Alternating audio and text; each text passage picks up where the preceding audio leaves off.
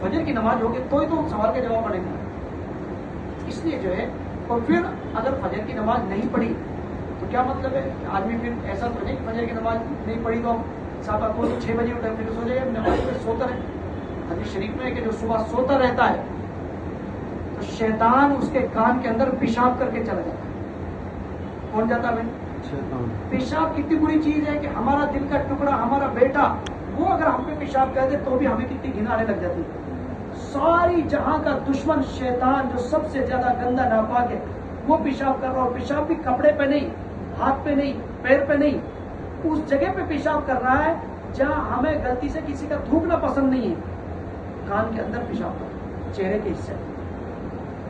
اب بتاؤ شیطان نے جس کے کان میں صبح صبح پیشاب ڈال دیا ہو پورے دن اس کا صحیح گزرے گا؟ برکت کے ساتھ گزرے یا نحوست کے ساتھ گزرے گا؟ صحیح بتاؤ. نحوست کے ساتھ گزرے. شیطان نے نحوست ڈال دی، اس کے اثرات پورے دن رہیں گے. وہ فجر کی نماز نہیں پڑھی، جو بڑا گناہ ہوگا وہ تو الگ ہے. اس لیے میرے عزیز و بزرگوں اور دوستوں ہم نمازوں کی پابندی کریں. دوسری بات یہ ہے کہ ہر چیز کی کوئی نہ کوئی پہچان ہوتی ہے. آپ کا مکان ہے تو آپ کے پاس پہچان ہے کہ بھائی میرے کاغذ ہے. آپ کی گاڑی ہے تو پہچان ہے کہ رنگ روپ سے کوئی پہچان نہیں. جیسے تو ہزاروں گاڑیاں ہزاروں مکان پروف ہونا چاہیے. ایسے ہی ہم مسلمان ہیں. کیا مطلب؟ ایمان والے. تو ایمان کی کیا پہچان ہے؟ یہ داڑھی پگڑی ٹوپی یہ قطعاً ایمان کی پہچان نہیں ہے. قطعاً نہیں ہے. سکھ آپ کو مل جائیں گے پگڑی والے، داڑھی والے، کہیں اور بھی مل جائیں گے. اور پھر اس کے علاوہ یہودی بڑی اچھی داڑھی والے ہیں دنیا میں.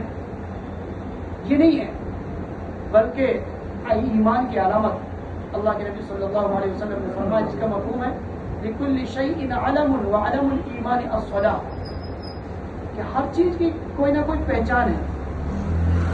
ایمان کی پہچان نماز صاف.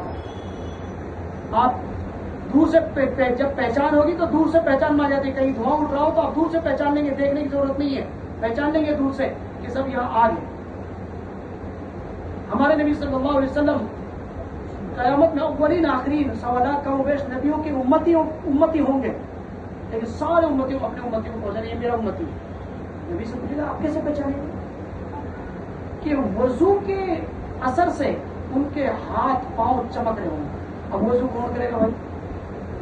جو 5 وقت مسجد میں حاضر کرے وہی تو وضو کرے گا. جو نماز پڑھے گا وہی وضو کرے گا. یہ کیوں کہ یہ ایمان کی پہچان ہے.